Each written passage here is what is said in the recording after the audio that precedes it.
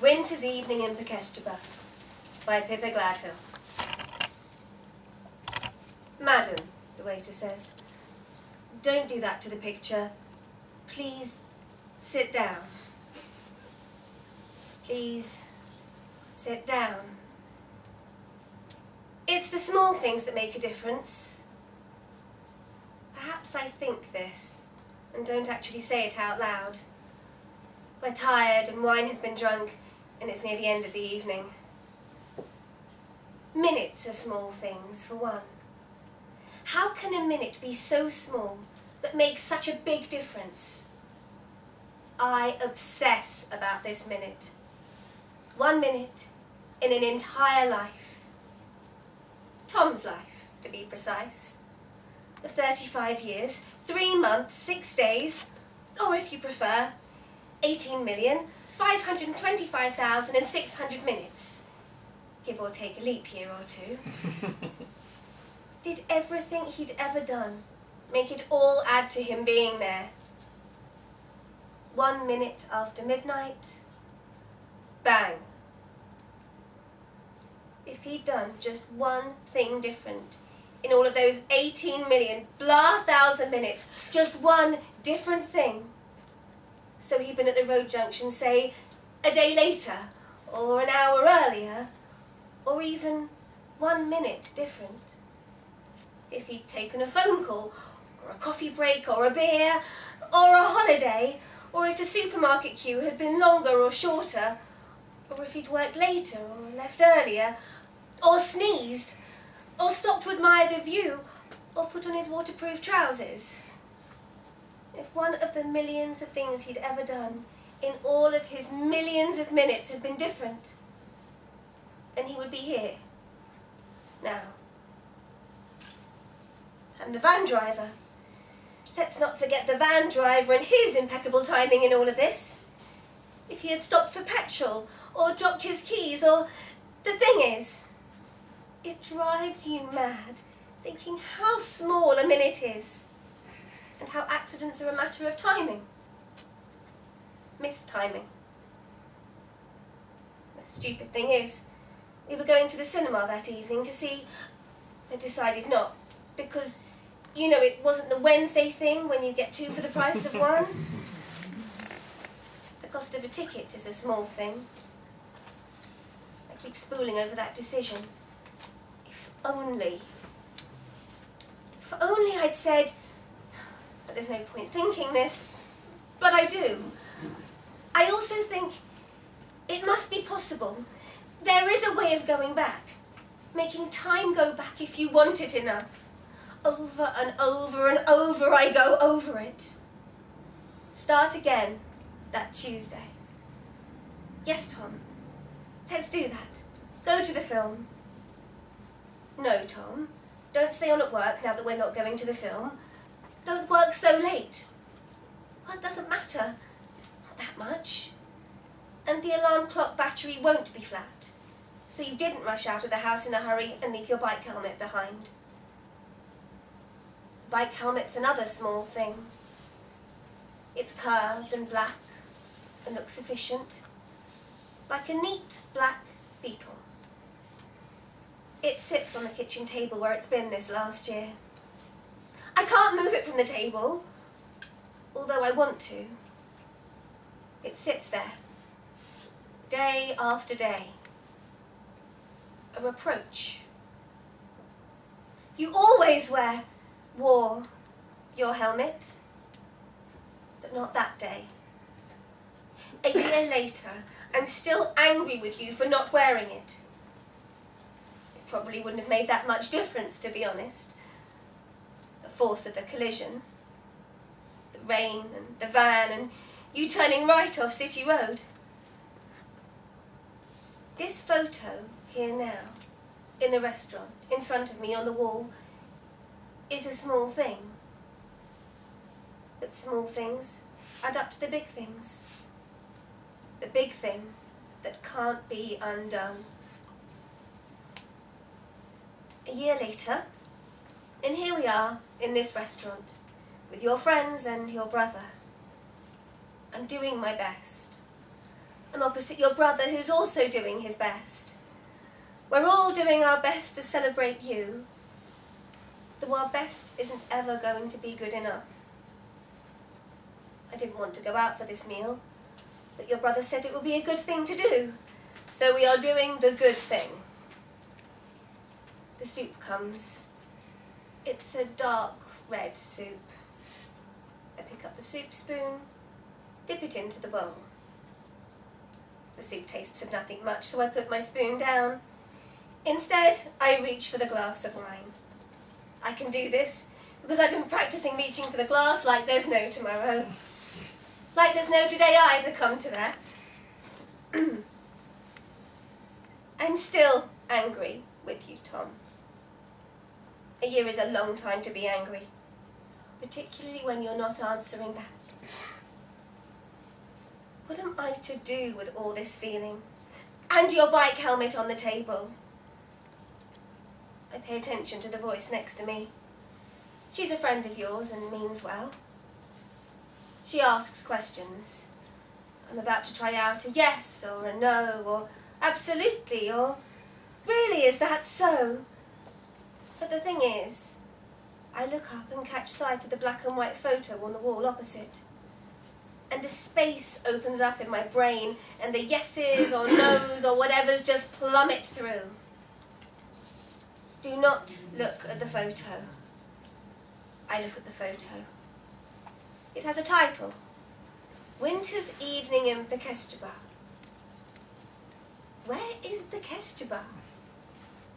I have absolutely no idea. A deserted street stretches away. White lines of snow along the branches of the trees. The trees are blacker than the night sky, and the lines of snow reflect the light. Snow lies on the roof of the frosted glass kiosk.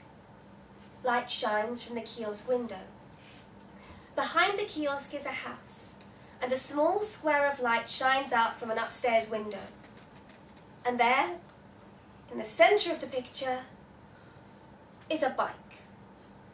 It's a nice bike, an ordinary bike, propped up against the kiosk. Snow rests on the handlebars, on the crossbar, on the mud guards, on the saddle. A small chunky pile of snow sits on the pedal. Even the spokes are lined with snow. And you know what?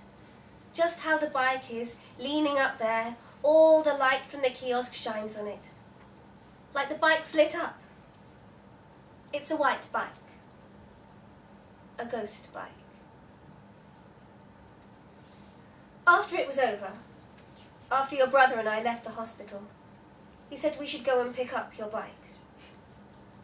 Apparently, the guy from the Turkish supermarket had called the ambulance, had knelt on the road with you, as you lay there, waiting with you for the ambulance. Afterwards, he'd taken the bike into the shop for safekeeping. When we went back, the Turkish guy came out from his shop. He had big, dark eyebrows. He was the last person to be with you alive, this guy.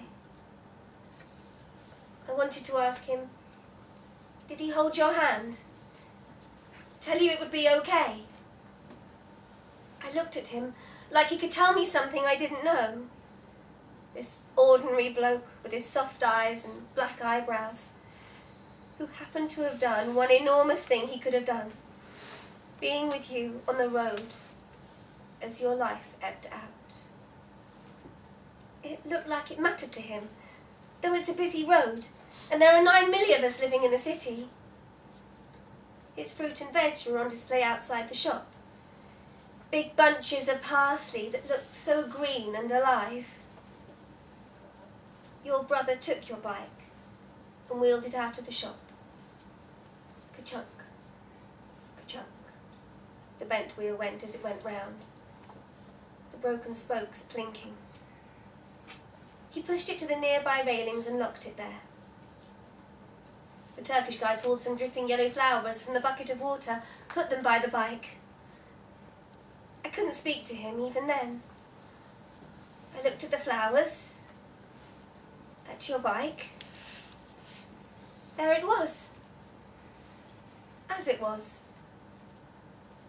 Come on, your brother said, taking my arm. Time to go now. I went back the following week to take the flowers away, as dead flowers don't really do it for me.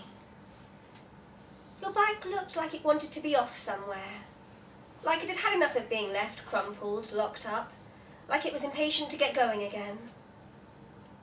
It's hard explaining to a bike that it's going to stay there. You should try it. It's your bike. Another time, your brother went back and painted your bike white. White over the black. These ghost bikes around the city. These bikes are telling their own rusty, sad story. Your bike is still there, doing its own thing. I don't go down that way to work anymore. Maybe the Turkish guy will take the bike away one day. It can't be good for business having a ghost bike outside the shop. In the photo in front of me, there are no footprints in the snow. That's the thing. The no footprints. No footprints walking away from the bike. But the cyclist could have propped the bike up, say, and snow could have fallen after he'd walked away.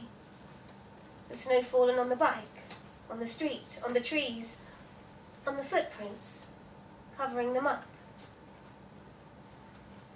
What time is it? Nearly midnight. Your brother is planning to raise a glass to you at midnight.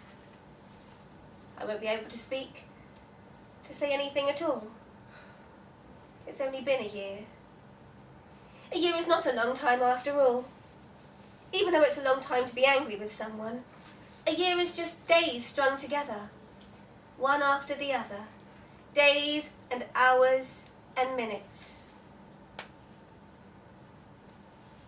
I imagine being in that photo, walking down the deserted street. It's cold. The snow makes that crunching, snowy sound underfoot. I imagine seeing footprints after all, walking away from the bike. I imagine following the footprints back to the lit-up window, to the lit-up house, up the lit-up stairs to the lit-up kitchen. I know, this isn't a picture of your bike. It's just a bike. A bike and a winter scene. No normal person can object to a photo of a bike. No normal person can turn a picture with a bike in it to face the wall. Your brother looks tired. Any moment now is going to catch my eye. I'd rather stay in the snow, in the picture, where everything is at least black and white, not grey, and where I might find the footprints in the snow, and follow them to the lit-up house, and the warm kitchen, and to you, there, waiting for me, and you'll say, "What kept you so long?" But in a minute, it's midnight, the moment when one day topples forward into the next, and your brother's going to raise his glass and say a few words, and we will all raise our glasses to drink a toast. I stand up. "I'm sorry," I say to no one in particular. Or maybe I say it to the waiter who's bringing the coffee. Or maybe I'm saying it out loud to the world. Or maybe I just think this. I hope you don't mind. I stand up and I go over to the picture and take the picture and turn it round to face the wall. It is another small thing, turning the picture of the bike to face the wall.